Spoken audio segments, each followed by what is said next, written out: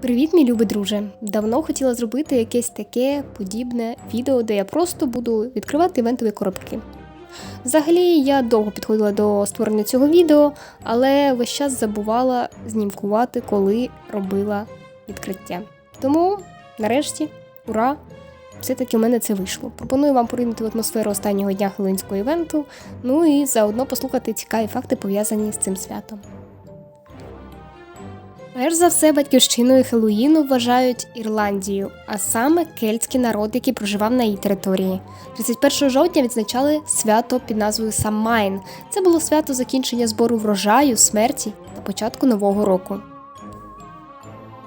Походження самої назви також досить таки цікаве. 1 листопада відзначали Hello Mass або All Hallows – День всіх святих.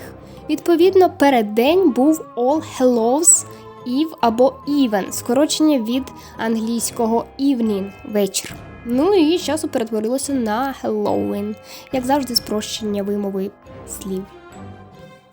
Насправді, за легендою, саме ріпа, а не гарбуз, має вважатися атрибутом Хеллоуіну. Коваль Джек обманом змусив диявола пообіцяти ніколи не забирати його душу.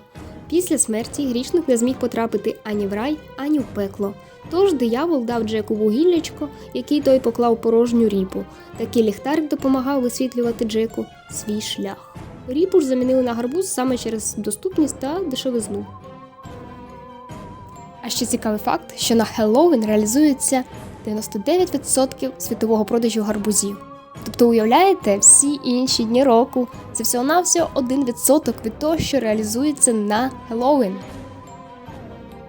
Всі ж знають, що діти в день Хеллоуіна ходять по будинкам і задають таке собі простеньке питаннячко – «Trick or treat?». А чи знали ви, що як тільки вам виповнюється 12 років, то ви не маєте юридичного права отак же бракувати, інакше вас оштрафують від $100 до 1000. Хеллоуін, до речі, не завжди вважали святом, що наводило жах. На початку 20 століття це було щось про романтику і пошук кохання, а-ля такий собі День Валентина восени. Це свято також включене в список найбільш поширених фобій серед дітей. Якщо що, має воно назву самайнофобія.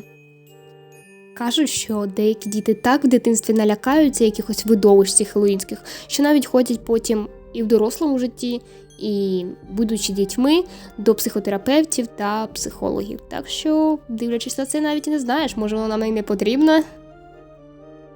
Існує також повір'я, якщо в день Хеллоуіну одягти одяг на виворіт і пройти задом наперед, то опівночі можна побачити відьму.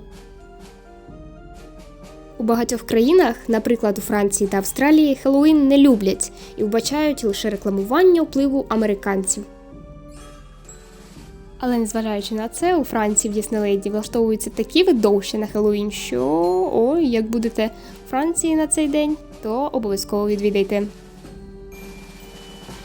А ще подейкують, що коли в Хеллоуін побачите павука, то це означає, що хтось із померлих близьких людей прийшов до тебе в його образі. Ось так от коротко про головне. Сподіваюсь, вам сподобався такий формат, і в подальшому в мене буде підстава для того, щоб його модернізовувати, розширювати, придумувати щось новеньке, і ми будемо зустрічатися в таких форматах і надалі. Загалом хочу сказати стосовно коробок, які ви бачите на екрані. Майже кожен івент, так? Але не було ще такого, щоб у Castle Cats і Dungeon Dogs мені так категорично не таланило. Під кінець все-таки доля вирішила наді мною змилуватись. Ну і я вже ж теж поступилася і витратила декілька білетиків. Як бачите, це було виправдано. Сподіваюсь, наступний івент буде більш везучий, а то щось якось, не весело. Так, а вам бажаю гарного настрою і гарного дня. Бувайте!